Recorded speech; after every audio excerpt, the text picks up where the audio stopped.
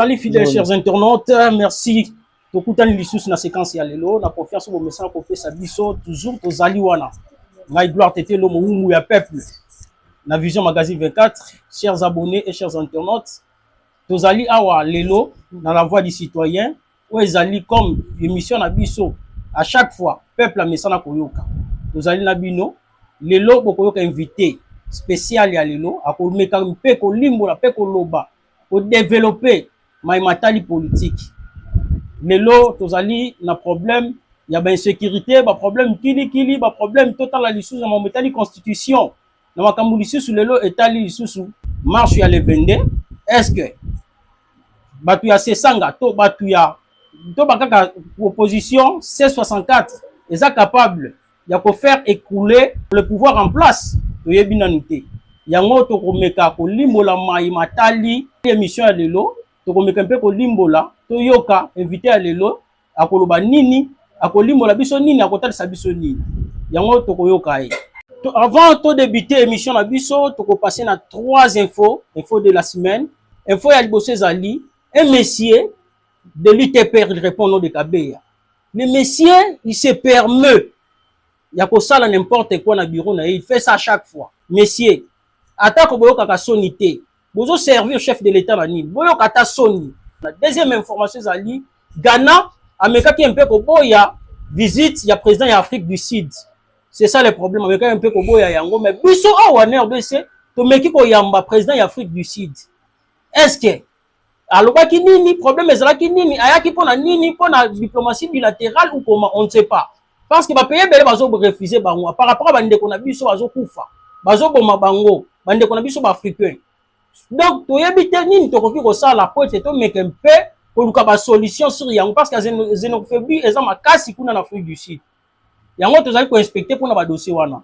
Tozali sur na troisième dossier, ezali Ibrahim Traoré, na président ya France. Président ya France aloba ki diplomate Burkina Faso et meke mpe ko se retirer na mboka na ye na sol na ye. Yango tozali ko landela pe lisusu. Ibrahim Traoré tango ayoka ki annonce wana, il avait inspecté ça, amonaki yango mabe. Azui maman a décision à signer diplomate Burkina Faso et se retirer na mabele à France. Yango tozali ko landela sous dossier wana. To komeka un peu prospecter sur yango. Merci. Je vais passer par notre invité. Il répond au nom de M. Stéphane Bindanda. Bonjour M. Stéphane Bindanda. Bonjour camarade. Bon, moi je vous appelle au nom de M. Stéphane Bindanda. Tu pouvais se présenter. Étant qu'un invité d'aujourd'hui dans notre émission La Voix du Citoyen. Merci beaucoup. Bakongomani nyonso o bazali na ba étendonité pour la Rolanda biso. Je profite à se présenter. Mon nom c'est M. Stéphane Bindanda. Nazali moko ya membre ya mouvement ya MRC. Où ezali bongo en sigle. Ezali mouvement de révolution au Congo. Où ezali dirigé na coordonnateur principal M. Merle Vuvu. Où ezali le rôle de coordonnateur na biso. Congo Mobimba. Ah, merci. Vous avez monté à Merle, vous. Ok. Et moi, chaque fois, j'étais sûr, hein, sur votre page Facebook, on aura toujours bien de mettre de l'école. Je te salue, Merle, vous, là où vous êtes. Naïf déjà, ça, combattant Makas. Ok. Namito, vous en litre Makas, vous voyez bien. Oui, oui. Bon, on va débuter avec nos questions. Vous avez écouté ce qu'il a présenté, ce qu'il est. Qui est M. Stéphane Bindanda? M. Stéphane Bindanda. Oui. Est-ce que tu peux répondre à nos questions? Pas de problème. Vous êtes capable de tout ça? Oui, oui. Vous êtes capable de bêta? Oui, oui. Bon, tout bon manaté. Vous avez entre biso na biso na soza Congomani. Bon, je vais passer par la première question, M. Stéphane Bindanda. C64, la minute coalition, on a l'idée là, ça vient d'où d'abord? L'idée à C64, ezali idée oyo, et yé na bandeko bazali lokola bakambi ya ba parti à opposition. Initiateur ya idée ezalaki président Sesanga, Deli Sesanga. Yende mutu abandaki kosangisa bandeko nyonso ya opposition po basala bloc moko ndinga na makambo ndeko Félix Tshisekedi azosala alingi amema Congo lokola royaume.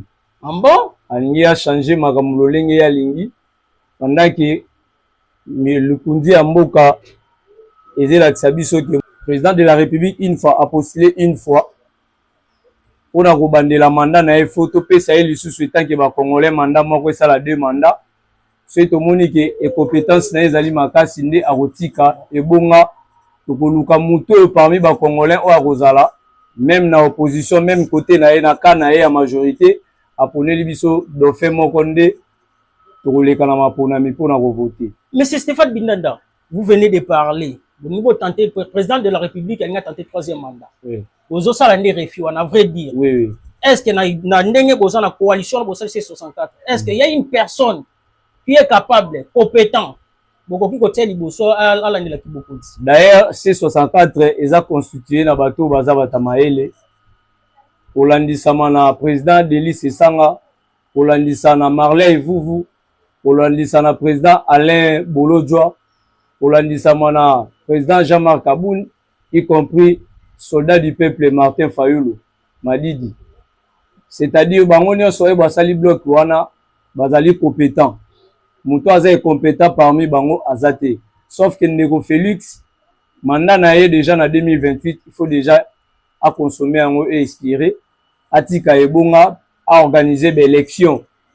Ou soit à désigner dauphin naé na kana Bango.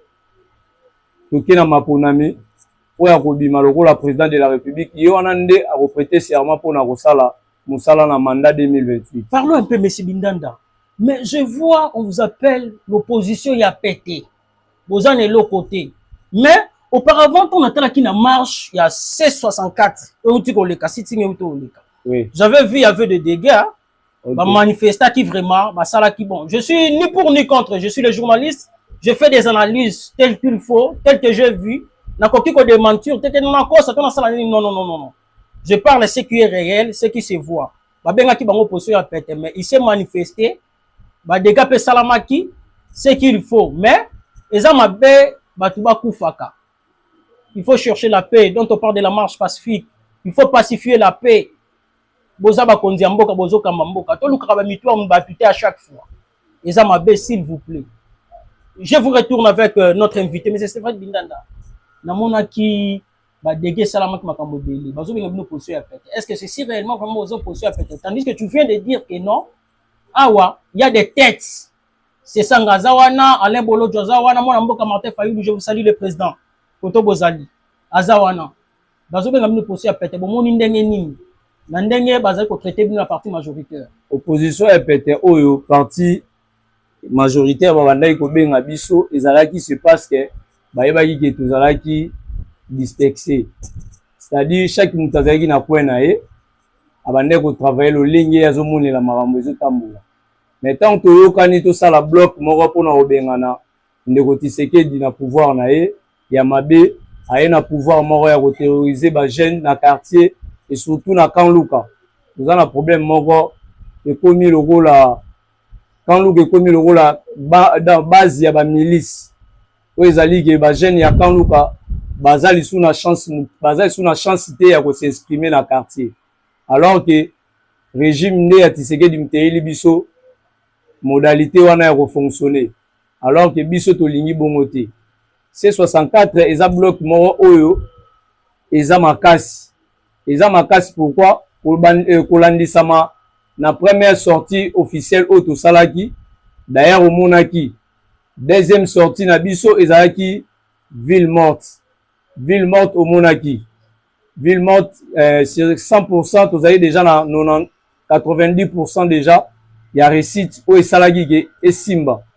Tout le monde a dit bah salagi te, bana batanga quitté. Vous découvrez beaucoup mettre le musuku, tu vas zotir na ba marché, ba grand marché pour na ba fongola, ba rassurer ba sécurité. Ok, tout ça sous sitting, on a ko déposer mémo na biso na Assemblée nationale. Bon mon a dit ba dégâts.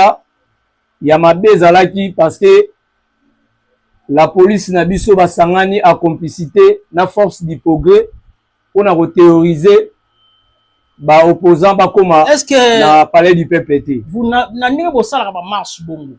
Vous avez ba tout monde te spectacle circulation ya ba mouvement musuba yaka ba théoriser ba ça n'importe quoi. Parce que vous tu dénoncer que non, les gens ba infiltrer moko ba kotaki. Baki basaki ba menace bazoki saki ba bomaki basaki n'importe quoi. Vous n'avez pas n'alisanga na bino batu moko ba spectacle juste que balandela batu wana au cas où vous pouvez déposer votre plainte vous déposer na ba kombo na bango. Bon, l'état na biso aza médiocre. il y a pas longtemps, une semaine passée, tout le monde a force du progrès, basangana ki ba comité na bureau ya Senko, na siège ya Senko. Ba gene ko sala trouble kuna pona ko menacer ba cadre ya Senko. Pourquoi pas ba intercaler ki bango, mais lelo boko intercaler marche ya opposition. O ezaki bazo déclarer ba droit na bango. Bon, to kende mo mukie mais Stéphane Bindanda tozali ko kende mpe na suka mais tozana nous parce que monsieur Zeleng Makas mais Stéphane Bindanda est-ce que la marche vous allez organiser? Est-ce que ça peut écrouler vraiment le gouvernement actuel? Vous assure que quoi il savent? D'ailleurs, objectif Nabiso ezande kolongola mais c'est Chilombo alongwa akende. Mandat nae atikali na 2 ans. Ah bon? 2 ans nae kutusé tobeti calcul bien atikali na 887 jours. Ah bon? O etikali pas mais c'est Chilombo po atika ebonga to pona ndeko yo aza compétent azala congolais né à diriger mboka o. Mais c'est Stéphane Bindanda sauf to landeli bien. Parti majoritaire ils ont pour ça ba réaliser ba chance na bango. Bande silina nté. Bazana pour ça ya 3e mandat li ba réaliser. Bango ba bi Fachi aza envoyé ya fils de Dieu. Est-ce que ceci c'est réellement vrai? Tandis que bien non en opposition, coalition C64, vous avez décidé bon écrouler le pouvoir actuel parce que vous avez pour ça la BNT. Mais il y a des gens au hasard pour oui. Mais bien non vous avez côté les Milan. Bah donc en fait, bande kwana nyonso o bazo soutenir monsieur Chilombo, monsieur Félix Tshisekedi, baza ba flatteur. Baza ba flatteur parce que 8 ans yango tozo kende, mandat ya Tshisekedi bilan na eza négatif. Ah bon? Bilan na eza négatif. Tel que na quel point bilan ya monsieur Félix Tshisekedi eza négatif? Toye le rôle na quartier ya Kanluka, nga aza natif à Kanluka. Naza moko ya ba jeune leader ya quartier Kanluka. Kolandisa mananzela ya route ya po Mayenga. Tomonaki awa po Mayenga ba débita misala nango banda aneni. Depuis 2024. Depuis 2024, maintenant toza na neni. Toza na 2026. C'est-à-dire point oyo ya Mayenga ekomi déjà eloko moko eza politisé.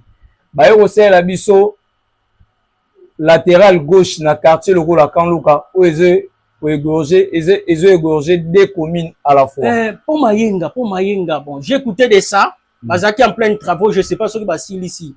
On va faire la descente là-bas, total en dengezo koleka, tonga, mais tu éviter, est-ce que bakati toté? D'ailleurs, pour Mayenga, misale là, il y a déjà 5 mois passés. Pour Mayenga, misale ça mal souté. Nga azamona Kanluka, malgré tout na komana selema mais maramuna presque beleza na quartier Kanluka. Activité wana. Bon, je vais m'excuser, pardon, mais c'est Stéphane Bindanda. À vrai dire, tango société et yaka entreprise plutôt tango yaka consomme ma cahier de charges.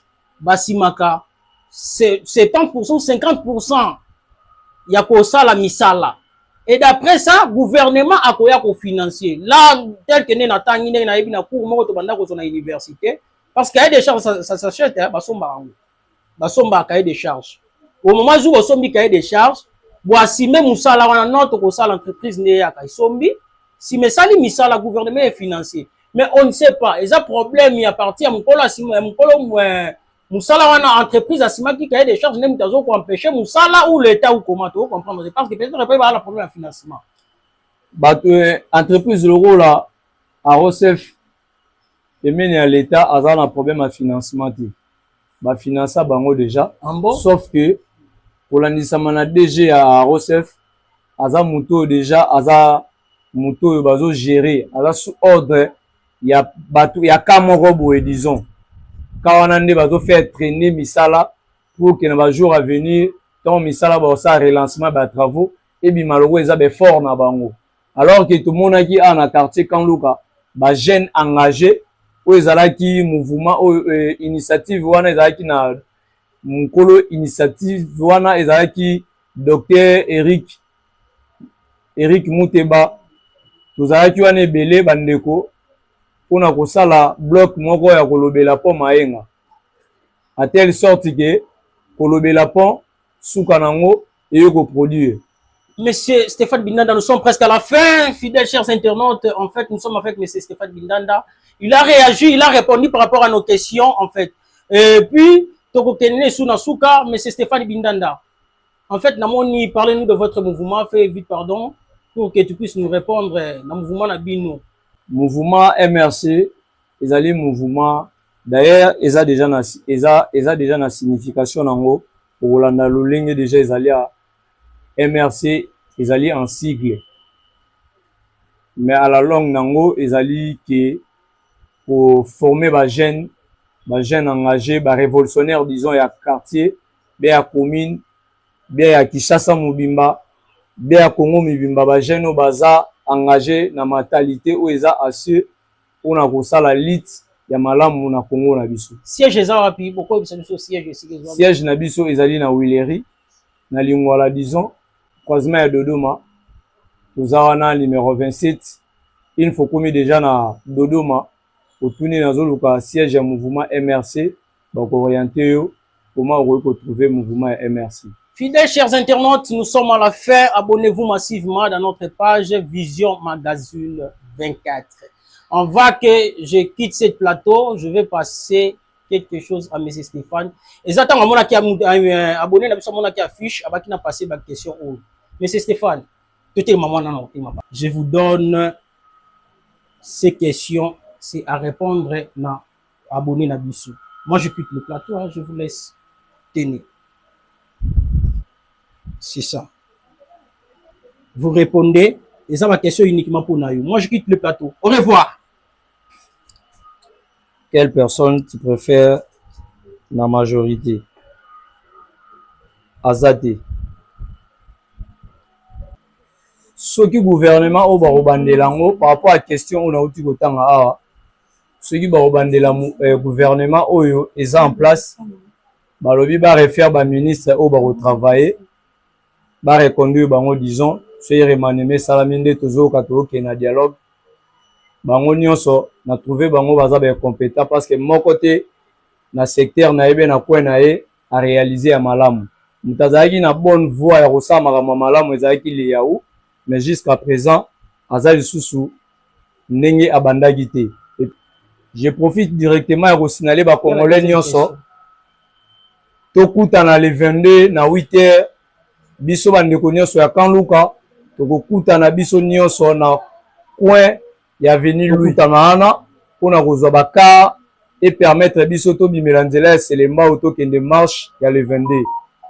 Le 22 ndeko nyonso azaka na souci ya Congo lata souci wana to kende ensemble pour na kotika ko accompagner ba cadre na biso auto bengi bongo président Martin Fayulu Madidi, coordonnateur Merlin Vuvu, président Alain Bolodjoa, président Delis Sanga.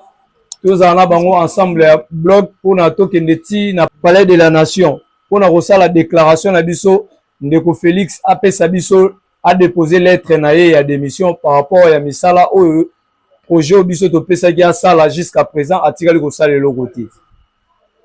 Bon tomoni awa na Kanluka ezaki honneur na début ya sortie ya gouvernement tango ebimi tomonaki na Kanluka awa tozwaki moko ya ba ministre na gouvernement actuel ezali bongo ministre ya droits humains tomonaki mais jusqu'à présent na Kanluka bilan na eza négatif. Bilan na eza négatif pourquoi? Kanluka aza ba problème ya mambo ebele. Kanluka aza na problème ya salle culturelle ezate na quartier. Kanluka aza na problème ya ba centre d'analyse de santé ezate. Kanluka aza na problème ya terrain ya football. Kanluka aza na problème ya salle polyvalente o ezali présentable tokoki yamba mopaya libanda aye kolala matanga a se retrouver ke na yaki na Kanluka na kuti. Kanluka aza na problème ya école. Na Kanluka actuellement école privée agréée o ezali ya malamu ezate na quartier.